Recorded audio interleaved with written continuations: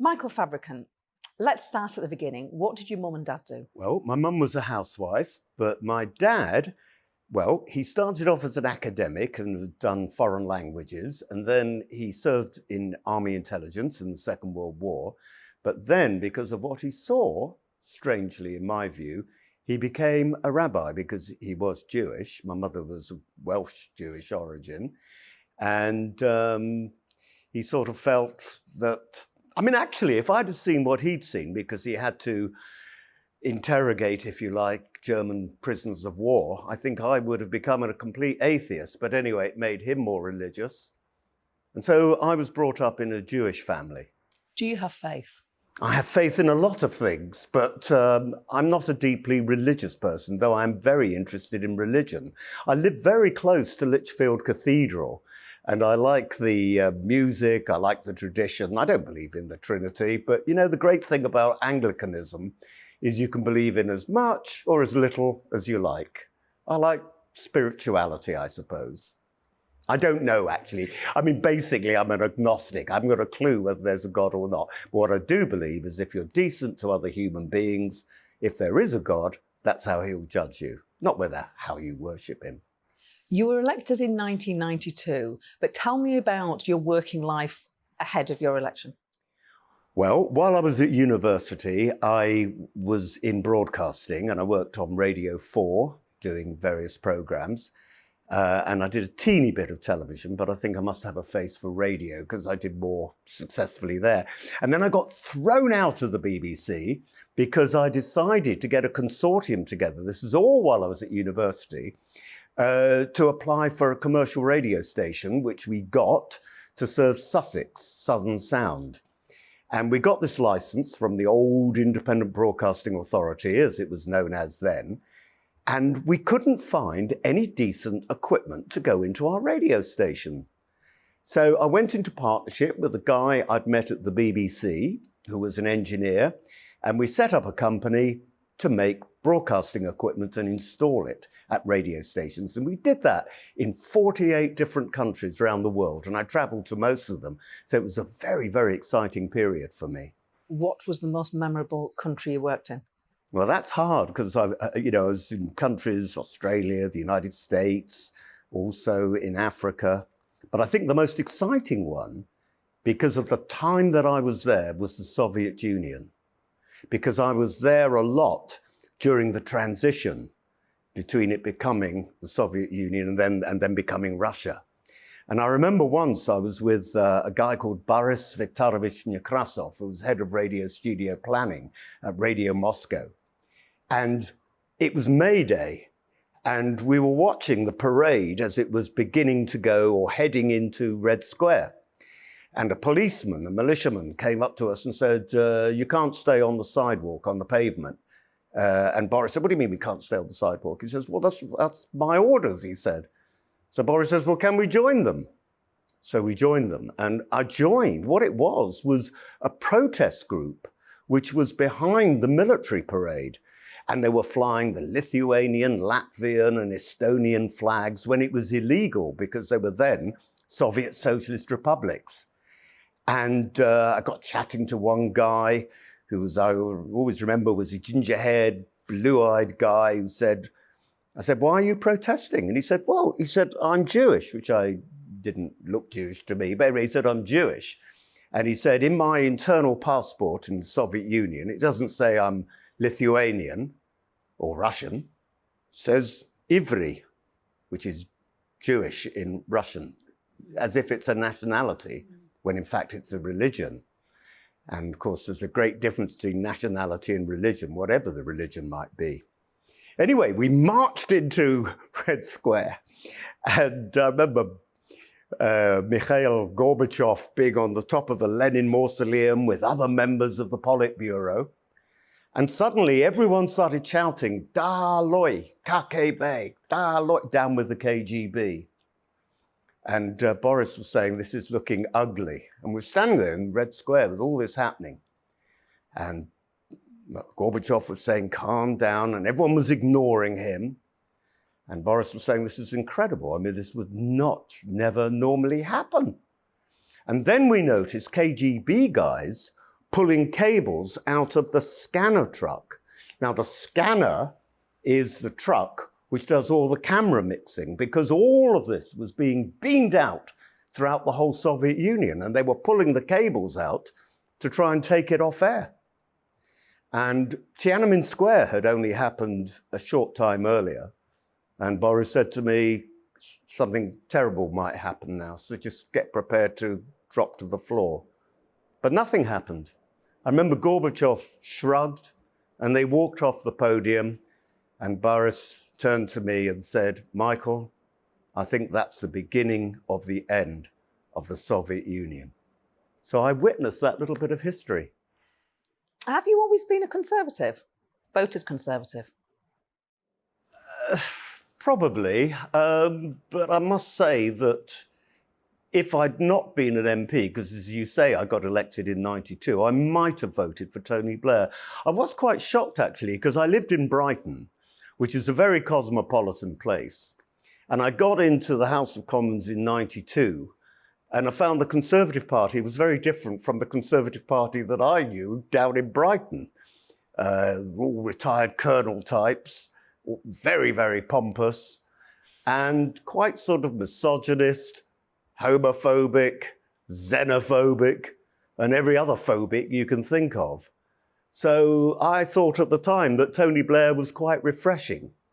But by then I was a Conservative MP, so I thought I'd better vote for myself, otherwise I might lose. So I voted for myself in '97. Now, when I was doing my research, I noticed that you're often described as a close friend of West Midlands Mayor Andy Street. What does that mean? What's the nature of your relationship? Well, Andy and I met 31 years ago. I had gone back to a Geordie at Oxford University, and I met him there, a reunion at Oxford. And he was there. He's 13 years younger than me, so he was at Oxford.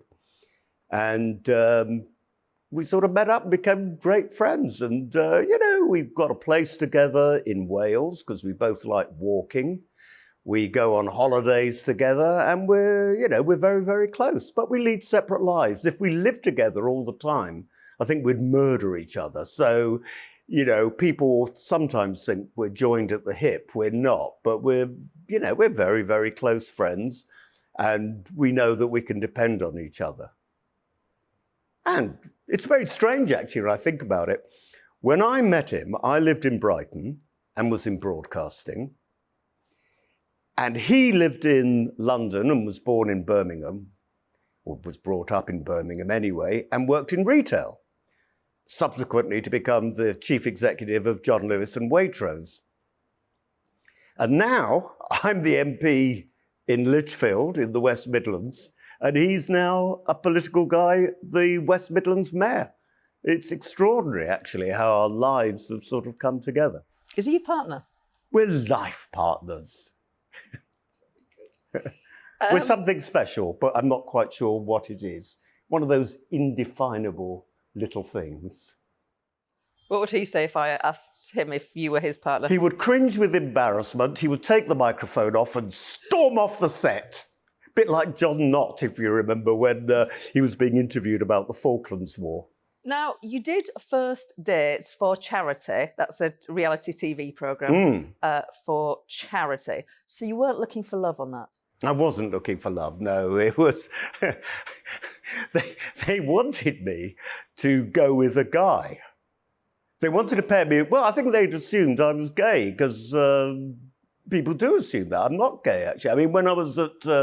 I'm bisexual, I suppose, if you've got to define these things, because when I was at university and after university, I was with women, and sexually I'm far more, or was far more active with women than I ever have been with blokes, if I'm honest. But we probably won't go into detail because I believe this is going to be broadcast at a family time of day. Well, I think the world has moved on and everyone recognised that love is love. Right. Well, anyway, it's cut a long story short. All the women I was with, they wanted to get married. They wanted babies. They wanted mortgages. They wanted commitment. You should have met me, Michael. It would have been fine. We probably would have been, actually. But, I was sort of setting up a radio company, as I said, traveling all around the world and all the rest of it. I didn't want commitment. And, and then I met an American guy, and then subsequently I met Andy. And, we both lead, as I said just now, busy lives. We're there for each other. But it does mean I can get on with being, nowadays, an MP, and he can get on with being West Midlands Mayor, and we're not constantly worrying about each other and all the rest of it. Will you spend Christmas Day together? We will, actually. We're going to spend Christmas Day with his dad and with his sister, Catherine, who's coming over from Newfoundland. So where we go every year, well, we did go every year before COVID. So it's going to be fun. And we're going to do it at our place in Wales. But often we don't do that. It just happens to be this year we're doing it. It's a good question. It came to me. So at the time of recording, there's lots of questions. Well, I mean, the government has announced its drugs policy, but at the same time, there's questions about drugs in Parliament. I have to say, I never heard, were witness to it well, or any of that. Well, let me tell you something. The only time I've ever heard about it was recently. So I, because of my former background, have many friends in the theatre and the entertainment industry, as they say. Stephen Fry, some years ago, came to dinner with me. And I subsequently read in the book that he'd written that he was so bored with our conversation at one point that he meandered off to the Lord's loo to snort a line of coke. Because you were boring him, Michael. Because I think I was boring him at this stage. Turning people to hard drug use. It was back in the 1990s. I think nowadays he doesn't. But honestly, I mean, I didn't witness that. And, I smoked the odd spliff when I was at university and also when I was in New York doing the radio stuff in my 30s. But frankly, a gin and tonic has the same effect. I've never gone in for chemicals. I've got an interest in medicine, and the idea of sort of using chemicals which aren't properly purified, you just wonder what on earth you'd be snorting. So cocaine is not my particular thing. Though I do remember, actually, when I first became an MP, the whips thought I was so lively. Apparently they thought I was on drugs, because they were so pompous, as I said earlier, and so dour, and so retired colonel, and, I had this long hair and everything, and they couldn't believe that I could be naturally like this. And can I just assure, I'm going to look at a camera, I'm going to assure GB News viewers at the moment, I'm not on drugs, believe me. Sorry about that, Piero. They'll probably edit that bit out. How difficult is it, finally, to be a character in Westminster on the green benches? You're not buttoned up, you're a character. Well, as I think some people might say, I find it only too easy.